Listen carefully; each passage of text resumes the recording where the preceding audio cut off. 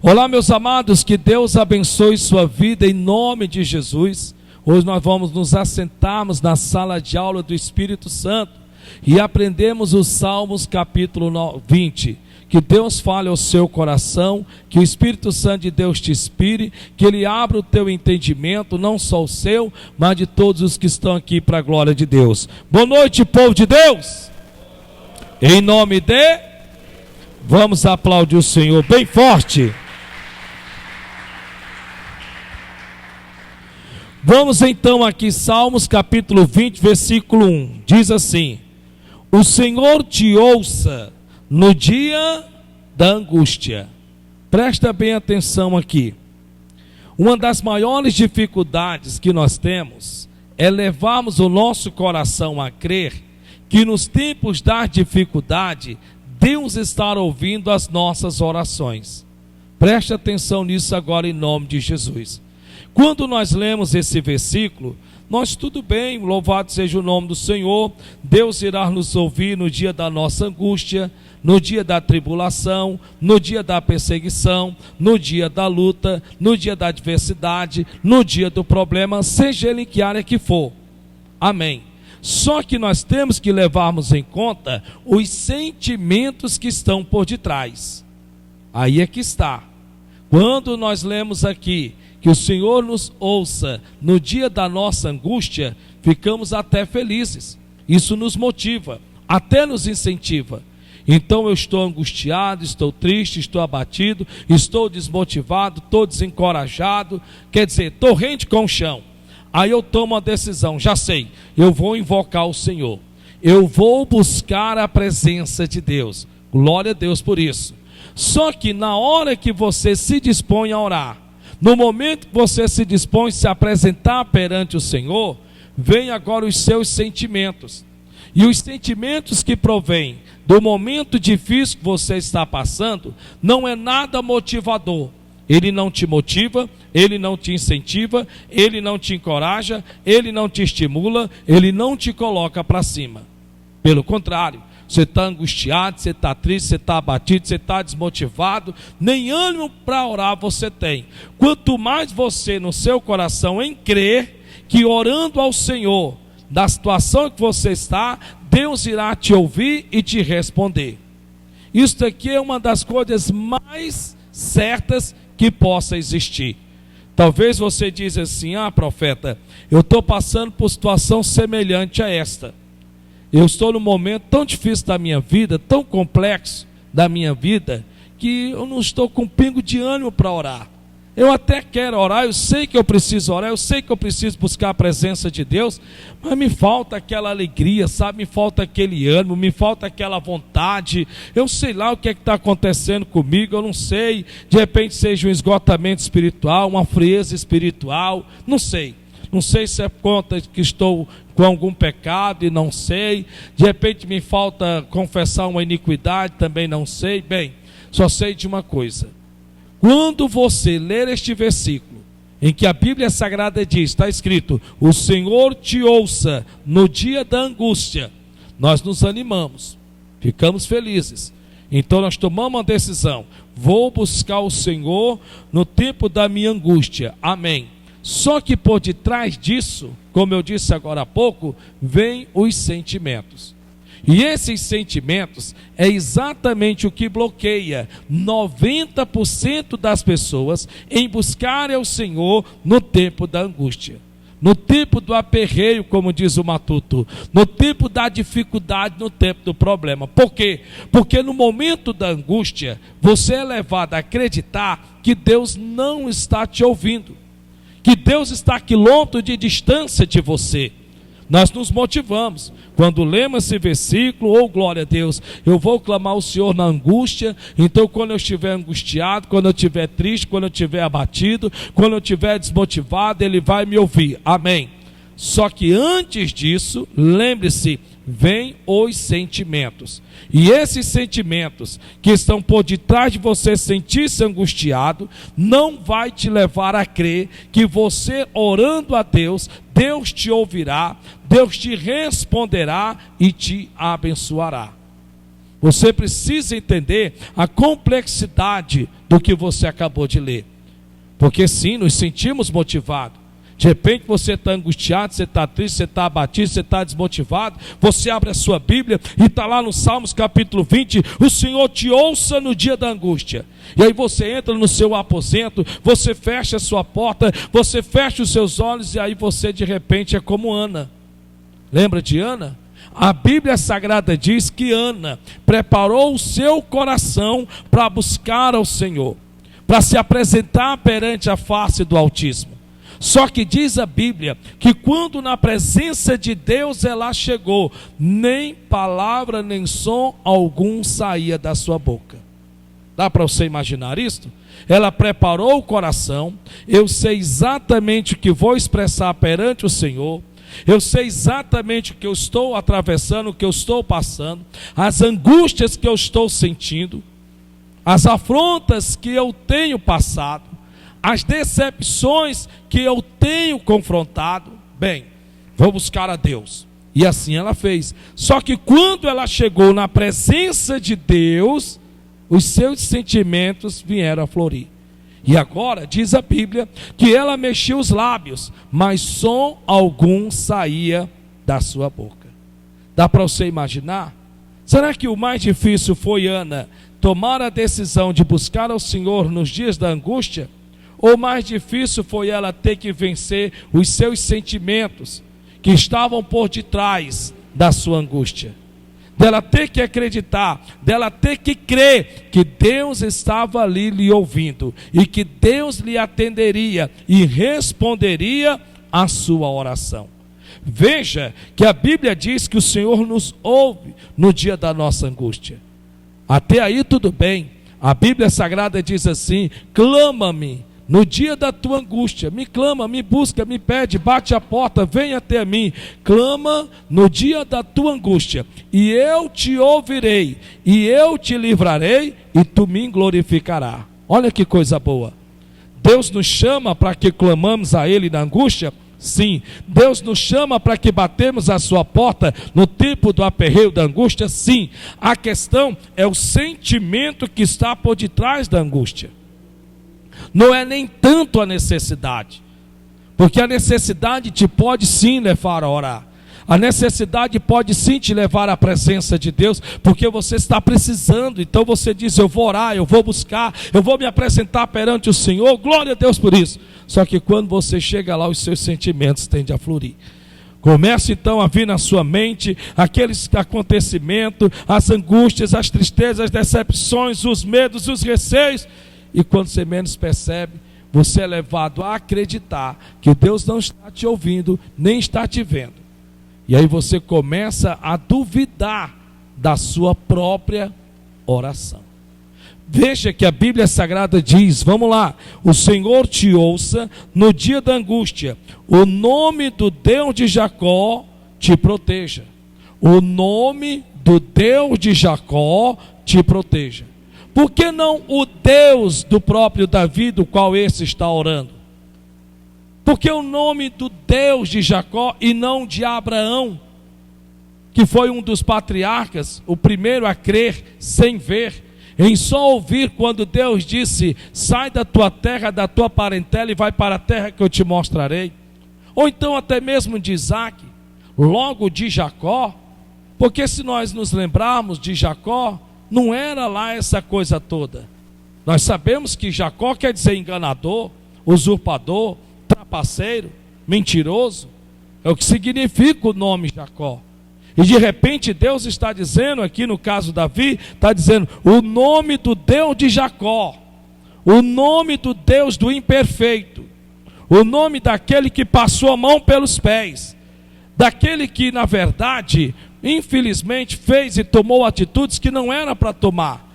Em outras palavras, o que Deus está aqui através de Davi revelando para mim e para você, é que você não precisa ser perfeito para que Deus ouça a tua oração. Escute isto.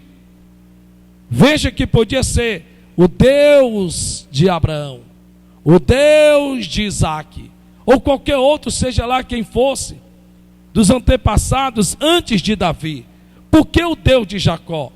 Porque Jacó, querendo você ou não, cada um de nós temos um pouco. Vou repetir. Porque de Jacó, quer você queira, quer não, cada um de nós temos um pouco. Não adianta você dizer que não, porque Jacó é na verdade a imperfeição. Não que Deus o quisesse que ele fosse assim, mas as suas atitudes, infelizmente suas decisões, as suas escolhas, o tornou assim. Então põe uma coisa no teu coração. Quando ele diz aqui, está escrito na sua palavra, o Senhor te ouça no dia da angústia, o nome do Deus de Jacó, o nome do Deus do imperfeito, do que não é perfeito, do que não é perfeito. Então de repente você se cobra muito, porque você diz, mas Deus não me escuta porque eu não sou perfeito. Escute, de Jacó cada um de nós temos um pouco. Se você for ver a trajetória de Jacó, em alguma área da sua vida vai assimilar a sua.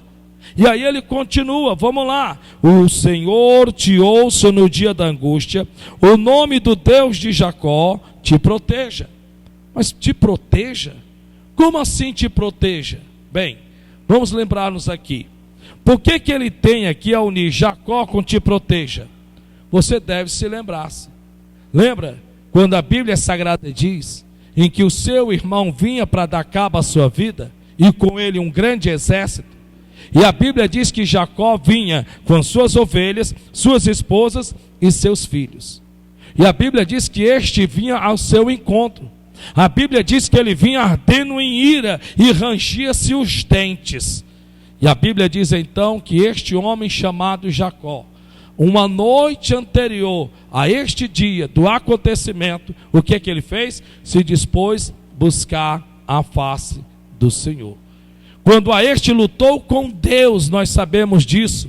E a Bíblia Sagrada diz que a este então receberam um novo nome, o qual nós sabemos que é Israel. Mas o que é interessante é que em toda esta caminhada, em toda essa trajetória, quando um irmão encontrou-se com outro, a Bíblia diz que o que foi que Deus fez? O protegeu, o guardou, o defendeu.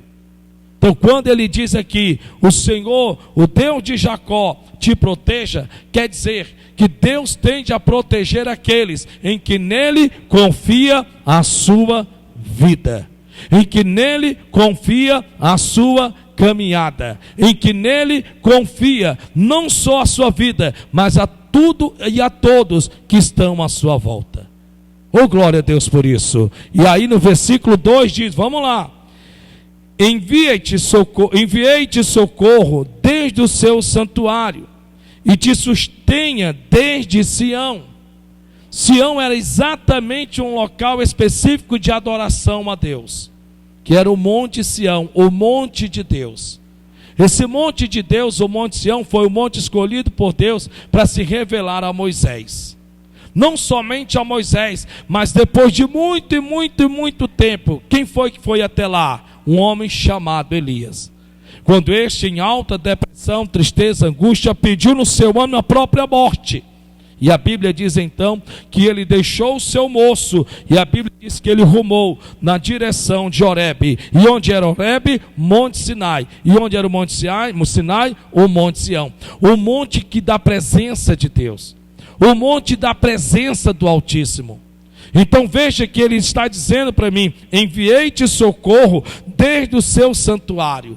Enviei-te socorro desde a minha casa. Este santuário aqui, que é o espiritual, não humano, físico, que se toca, porque Deus não habita em casas atijoladas. A palavra de Deus está dizendo que Deus envia o socorro desde o seu santuário. E o santuário terrestre é, na verdade, um símbolo do que é espiritual. Então não importa, você pode estar em casa, você pode estar no trabalho, você pode estar onde quer que seja, não vai te faltar socorro da parte de Deus. Versículo de número 3. Lembre-se de todas as tuas ofertas. Oh, glória a Deus por isso. Escute uma coisa: quando você é um dizimista, quando você é um ofertante, você é uma pessoa que tem que pôr uma coisa no teu coração. Você tem memorial diante de Deus. Você tem memorial diante de Deus. É como quem vai ao banco e deposita. E de repente, no momento da necessidade, você vai lá e saca. Você sabe que está lá. Por quê? Porque você depositou. Olha o que é que ele diz. Lembre-se, acorde, desperta, traz a tua lembrança de todas as tuas ofertas. Você é ofertante? Você é fiel a Deus? Então você tem um memorial perante o Senhor. E o que é que eu devo fazer, meu pastor? Qual atitude eu devo tomar?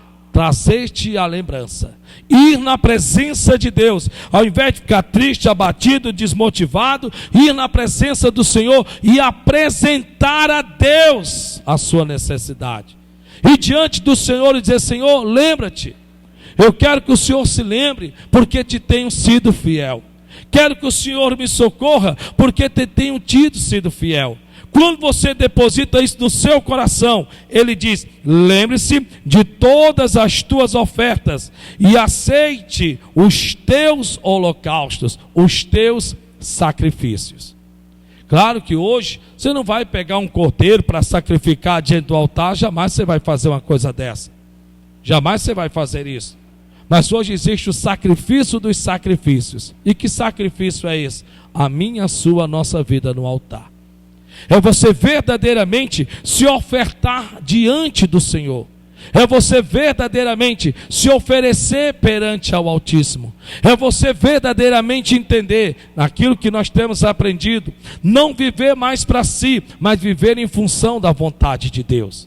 Por isso que ele diz aqui: e aceite os teus holocaustos, os teus sacrifícios. Versículo de número 4.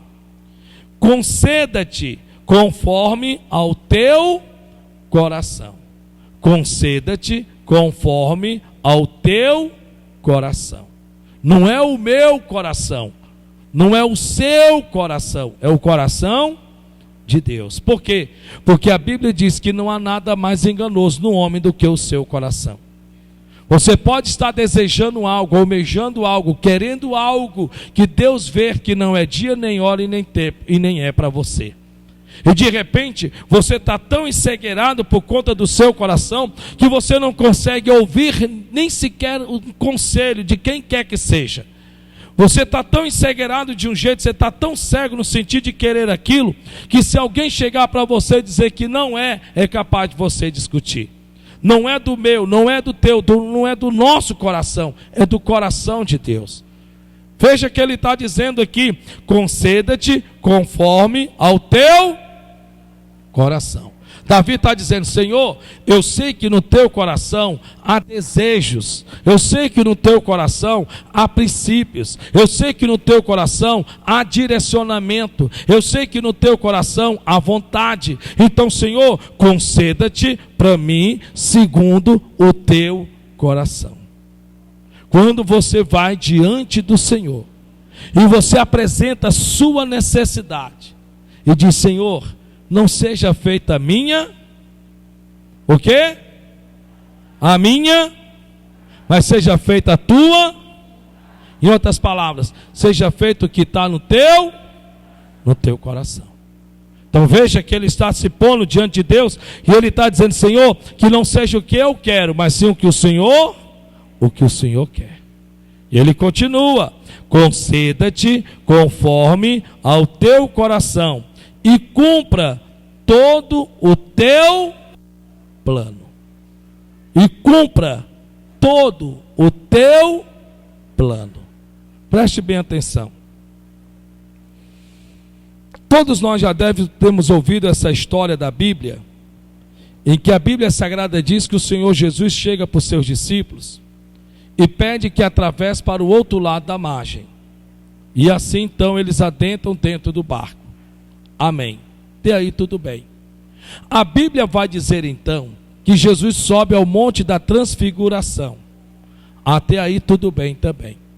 Só que a Bíblia diz que já por volta das 3 horas da manhã, que era a hora 9 da madrugada, a Bíblia diz que se veio uma grande tempestade e ventos contrários. A Bíblia diz que Jesus então decide descer do monte e agora vem sobre as águas. Até aí todos nós sabemos. Só que a Bíblia Sagrada diz que o Senhor Jesus queria passar adiante. Ele não queria entrar no barco. Ainda que o barco estivesse sendo açoitado, tempestade, ventos contrários, a Bíblia diz, e que vinha eis que vinha sobre as águas e queria passar adiante. Será que é porque ele não se importava? Será que é porque ele não ligava? Não, não era nada disso não.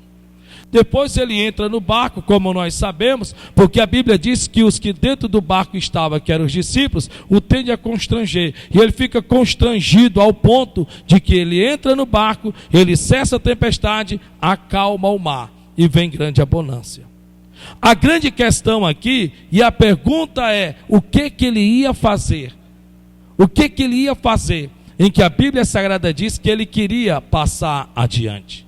Não tem como nós sabermos. Nós nunca vamos saber. Nós não sabemos se ele ia preparar algo para os discípulos quando lá chegassem. Nós não sabemos. Mas por quê? Porque aquele plano que Jesus tinha para os seus discípulos, ou para quem quer que seja, naquele exato momento, foi interrompido. Nós temos que termos um enorme cuidado de não impedirmos com que se cumpra em minha, na tua, na nossa vida, os planos de Deus. Os planos de Deus são mais perfeitos do que os meus e os seus. Os planos de Deus são mais altos, diz a Bíblia, do que os meus e os seus. Preste bem atenção nisso. No livro de Isaías e no livro de Jeremias, a Bíblia Sagrada diz, está escrito, que todos os planos de Deus se cumprirão. Mas ainda que haja a vontade de Deus, e ainda que prevaleça a vontade de Deus, tem o meu livre-arbítrio. Então Deus não me força, não te força, não nos força. Nós é que devemos verdadeiramente render-nos e dizer-nos, eis-nos aqui, Senhor, que seja cumprido em mim, em ti, em nós, os teus planos. Veja que ele está dizendo de forma bastante clara aqui em Salmos capítulo 20, no versículo de número 4, na parte B do versículo, e cumpra todo o teu plano. Dentro desse plano de Deus, nós somos moldados, trabalhados. Dentro desse plano de Deus, não pense você que é simplesmente um estralar de dedo e as coisas começaram a acontecer. Não, nós somos passados pelo laboratório, assim falado pelo Espírito Santo, hoje, nesta noite, pelo laboratório espiritual. Onde dentro deste nós somos trabalhados em nossos sentimentos, em nossos pensamentos, em nossas emoções, em nossos corações. Os planos de Deus são mais perfeitos do que os meus. Os planos de Deus são mais perfeitos do que os seus. Os planos de Deus são mais elevados do que os meus. São mais elevados do que os seus. Mas para que se cumpra os planos de Deus, tem que se haver rendimento. Se você não se render de verdade, enquanto você não se render, enquanto você ficar meio que nessa quebra de braço entre você e Deus, em você não querer cumprir os planos de Deus para a sua vida, você melhora e piora, você progride e regride, você avança e recua, fica sempre nesse, vamos dizer assim, nesta roda gigante. Mas tudo por conta de quê? Por conta de não se render verdadeiramente aos planos de Deus. Talvez o plano de Deus para você é ser um obreiro, ser um levita, um evangelista, um pastor. De repente ser quer seja algo que Deus te chamou para ser. Mas você não se rende, você não diz, eis-me aqui, faz de mim a tua vontade, Senhor. Em outras palavras, muitas vezes sem nós percebermos, nós queremos vivermos os nossos planos e queremos enquadrarmos a Deus dentro dos nossos planos. Enquanto tentamos fazermos isso, nos frustramos, nos decepcionamos. Por quê? Porque Deus, em momento algum, vai deixar de andar em seu plano que Ele tem para mim e para você, para querer começar a andar segundo o meu, o teu, o nosso plano. Qual é o plano de Deus para você? Como saber o que Deus quer de mim? Como saber o que Deus realmente espera de mim? É fácil. O que Deus pensa, o que Deus quer para mim e para você, está na sua palavra. Está aqui dentro. Está em você meditar, está em você olhar, você analisar, você ver, você averiguar. E com certeza vai ter aquele momento que a sua mente se abre, os seus olhos se abrem. E você vai ver Deus ali falando com você. versículo de número 5, diz assim: nós nos alegraremos pela tua salvação. Dá para repetir essa parte aí? 1, 2, 3 e já. De novo.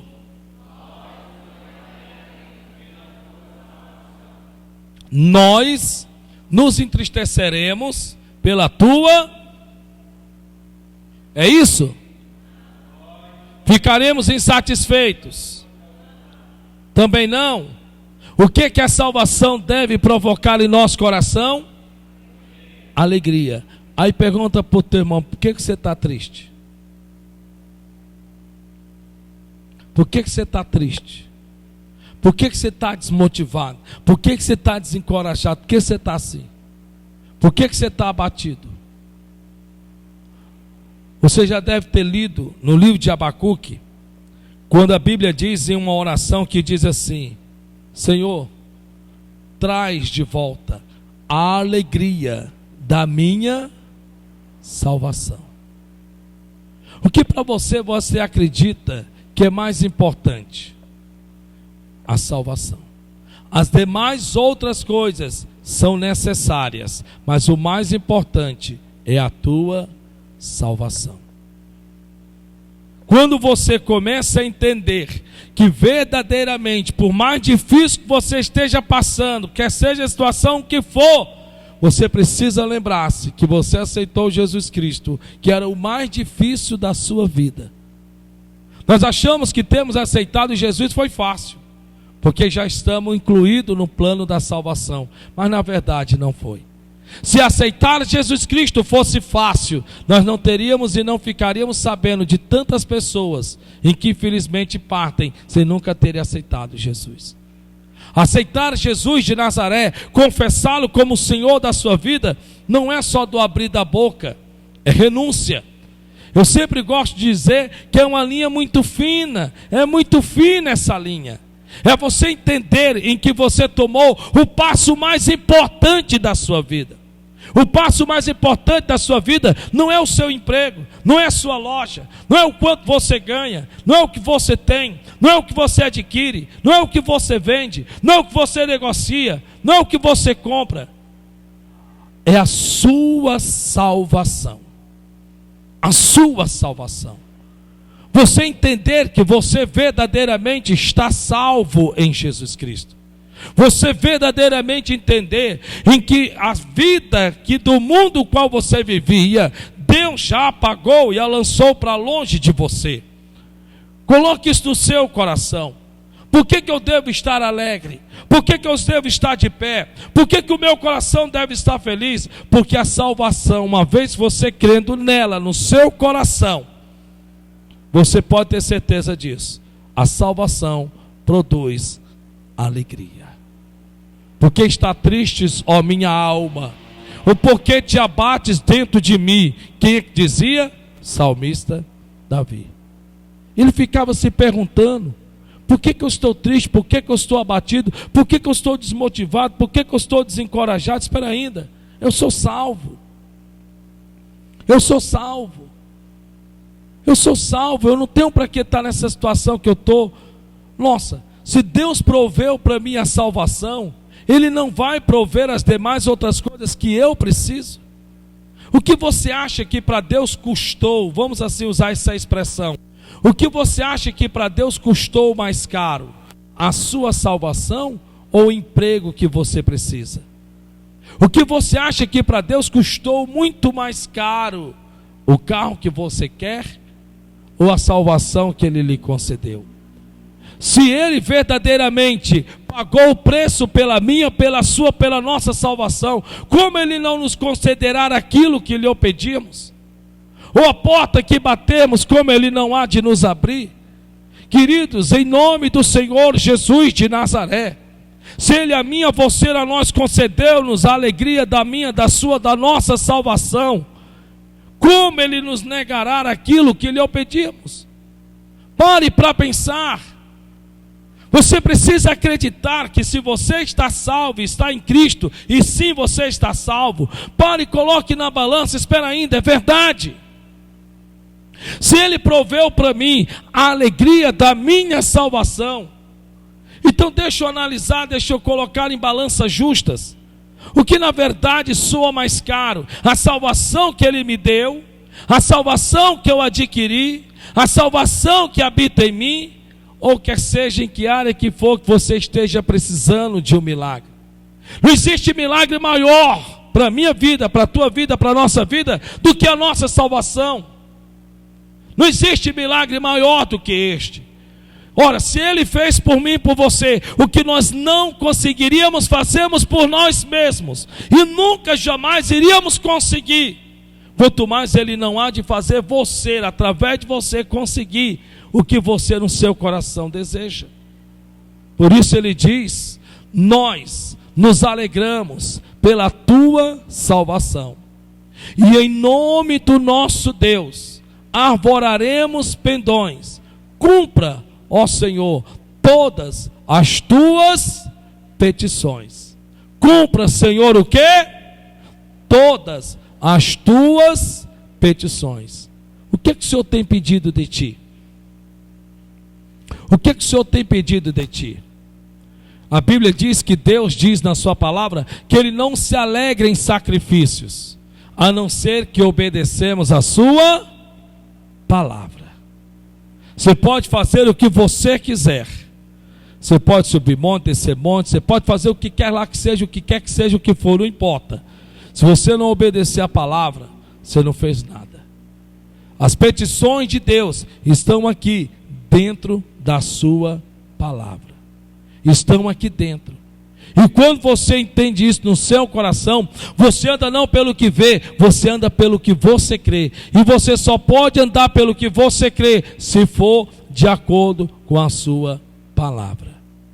Aí ele continua, versículo de número 6, ele diz assim: agora, dá para você ler comigo agora? Vamos lá?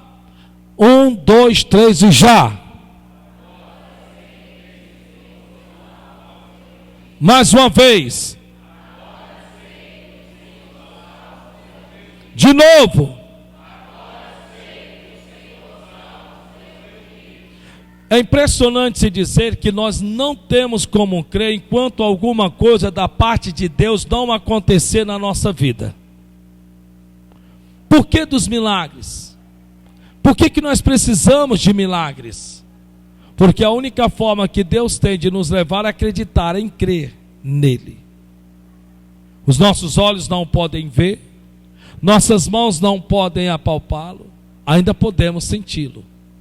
Veja que ele está dizendo: agora sei, tenho certeza, agora sim, sei que o Senhor salva. A palavra salva vem de salvação, que é uma palavra souzo, que quer dizer: agora sei que o Senhor cura, agora sei que o Senhor prospera, porque é uma palavra completa.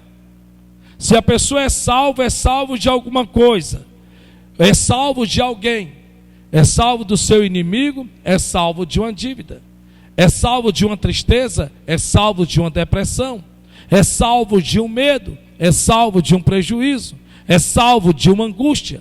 A palavra salva vem de salvação, que é uma palavra completa, que dentro dela está todos os requisitos e está todos os benefícios que Deus a mim e a você concedeu-nos, que antes acabamos de ler no versículo anterior, que Ele traz como alegria da minha, da sua, da nossa salvação.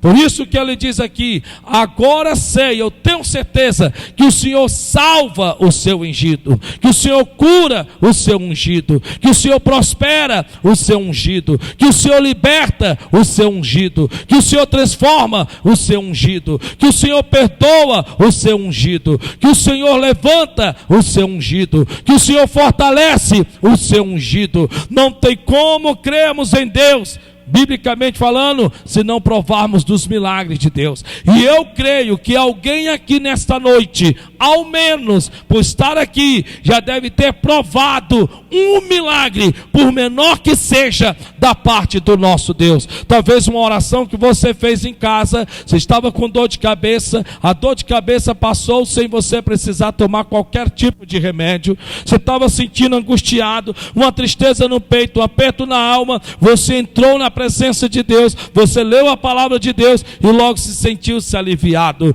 Você estava temendo até mesmo uma ameaça, você entrou na presença de Deus e Deus desmantelou as armadilhas que estavam sendo postas, preparadas contra você. Você estava precisando de um socorro financeiro, de repente abriu-se uma porta, alagou-se uma fronteira, alguém chegou, te abençoou.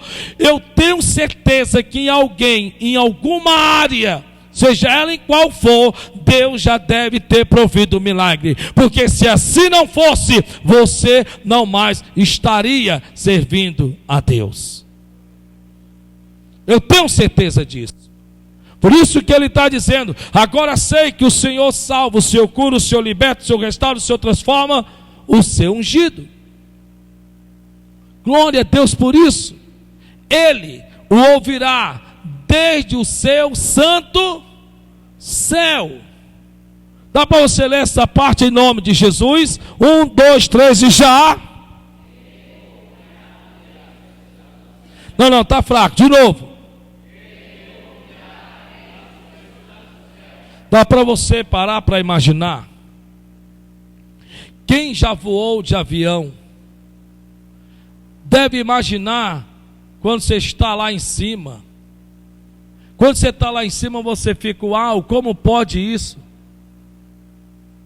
Chega uma certa altitude que você não vê nada, que você não vê ninguém, e ainda que de lá você veja, é como se fosse uma formiga.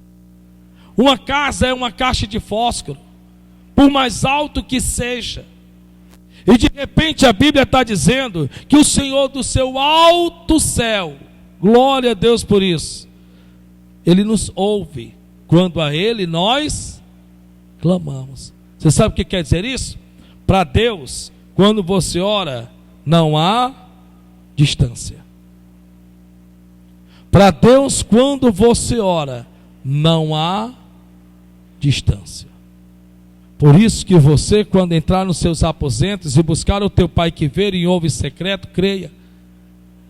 Creia em nome do Senhor Jesus, que por mais alto o céu que seja, Ele vai estar te ouvindo. Ele vai estar te escutando. Não só isso, Ele vai estar vendo você. Porque perto está o Senhor daqueles que lhe buscam. É o que a sua palavra diz. Você não precisa sentir um tremelique, você não precisa sentir um arrepio, não, você não precisa sentir nada. Você só precisa crer que a palavra dele diz que perto está o Senhor daqueles que lhe buscam. Quando você busca a Deus, a Bíblia está dizendo: agora sei que o Senhor salva o seu ungido, Ele te ouvirá desde o seu santo céu. Oh, glória a Deus por isso. Com a força salvadora da sua mão, dá para você ler essa parte, por favor?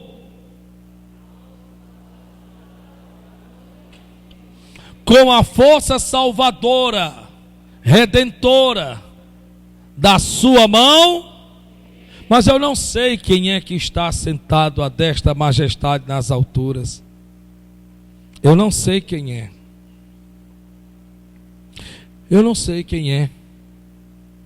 Eu gostaria muito de saber quem é este ser que com a sua força salvadora, que representa a sua mão direita, porque está sentado à sua mão direita, pode a mim, a você, a nós nos salvar. Eu não sei quem é. Alguém arriscaria em saber quem é que está sentado à destra majestade nas alturas? Você sabe quem é? Quem é? Quem é? Você quer me dizer então em que a Bíblia Sagrada está dizendo, com a força salvadora da sua mão direita, porque bem sabemos que quando fala de mão, fala de obras, e quando fala a sua mão direita, fala aquele a quem ele confia, e confiou todo o poder nos céus e na terra, e debaixo da terra. O Senhor Jesus de Nazaré, uma certa vez ele disse assim, todo o poder foi-me dado nos céus e na terra. O que quer dizer todo poder me foi-me dado? Quando Jesus estava em ascensão ao céu, os discípulos estavam temerosos. E quando ele estava ali, visivelmente, palpável, estava no meio deles, era uma coisa. Ele dizia, põe a mão sobre enfermos, eles iam lá e colocavam. Expulsa aquele demônio, eles iam lá e expulsavam. Mas agora, eles estão vendo ele subindo ao céu. Eles não vão ter mais a presença humana ali ao lado deles.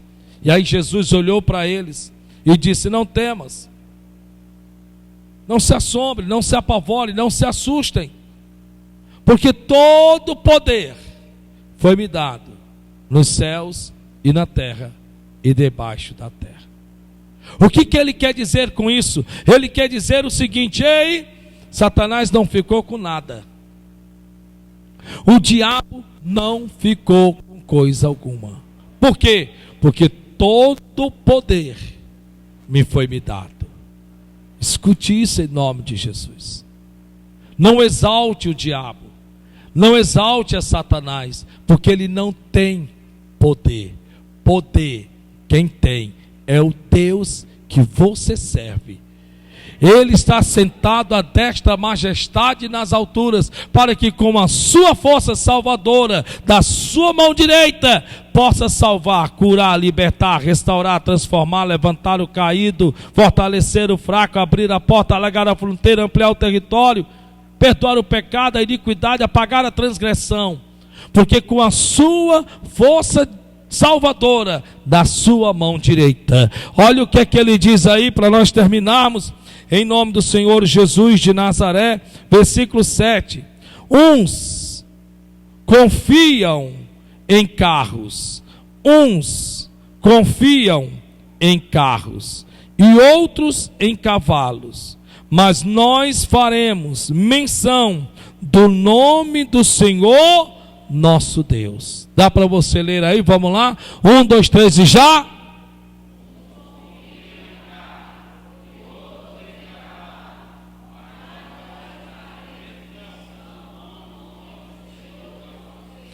Dá para você ver a distinção em quem você confia? Ou em quem outros decidem confiar? Uns decidem confiar em carros e em cavalos. Em outras palavras, ele está falando para aquele tempo, é claro. Mas se fosse falar para os dias atuais, para agora, para hoje, para esse exato momento, talvez você, sem perceber, você acaba colocando a sua confiança em pessoas que parecem ser mais habilidosas, capacitadas, mais sábias, mais inteligentes, ao ponto que você vai se diminuindo, se ridicularizando, se desaparecendo no cenário da vida. Coloque uma coisa no seu coração: uns confiam em carros e outros em cavalos, mas nós faremos menção do nome do Senhor nosso Deus. Vem contra mim com lança e escudo, mas eu vou contra ti em nome do Senhor dos exércitos. Faça menção do nome do Senhor. Acorde, amanheça o dia fazendo menção em nome do Senhor. Este dia será uma bênção, porque eu vou em nome do Senhor Jesus. Comece a abrir da sua boca e declarar, trazer a presença, a existência deste nome, porque não há outro nome a não ser o nome de Jesus Cristo, do qual devemos fazermos menção, porque Ele salva, Ele cura, Ele liberta, Ele restaura, Ele transforma, Ele faz com que o seu milagre venha acontecer. Oh, glória a Deus por isso. Versículo de número 8. Uns encurvam-se e caem, mas nós nos levantamos e estamos de pé. Uns encurvam-se e caem, tropeçam e não se levantam mais. Mas quando a nossa confiança está no Senhor, nós nos levantamos e estamos de pé. Não quer dizer que não tropecemos na vida, não quer dizer que venhamos a cairmos na vida, porque se nós nos levantamos é porque caímos. Em outras palavras, você pode dizer assim: olha, está com tanto tempo que eu não oro, está com tanto tempo que eu não entro no meu aposento e busco ao meu Pai que está em secreto, está com tanto tempo que eu não pego a minha Bíblia para ler, está com tanto tempo que eu não faço um jejum. É como que se você estivesse caído. Mas aí de repente você bate o pé e toma uma decisão. Mas espera ainda, mas eu tomo uma decisão. E qual é a decisão? Eu vou me levantar para que eu possa estar de pé. Ei, se levante em nome de Jesus. Ponha-se de pé, assim como Deus falou através do anjo a Josué. Levanta-te, pois, agora. Levante-se em nome do Senhor Jesus. Ponha-se de pé perante a face do Senhor, porque o Senhor está te pondo de pé hoje, em nome de Jesus. Oh, glória a Deus por isso. Versículo 9 diz: salva-nos, socorre-nos, ajuda-nos, salva-nos, Senhor, ouça-nos, ó Rei, quando clamarmos. Salva-nos, ajuda-nos, põe-nos de pé, fortalece-nos, Senhor, ouça-nos, ó Rei, quando clamarmos. Mas se nós não clamarmos, Ele vai ouvir? Lembra que no começo Ele diz que nos ouve no dia da nossa... Mas no término do versículo, no término do capítulo, o que é que Ele diz?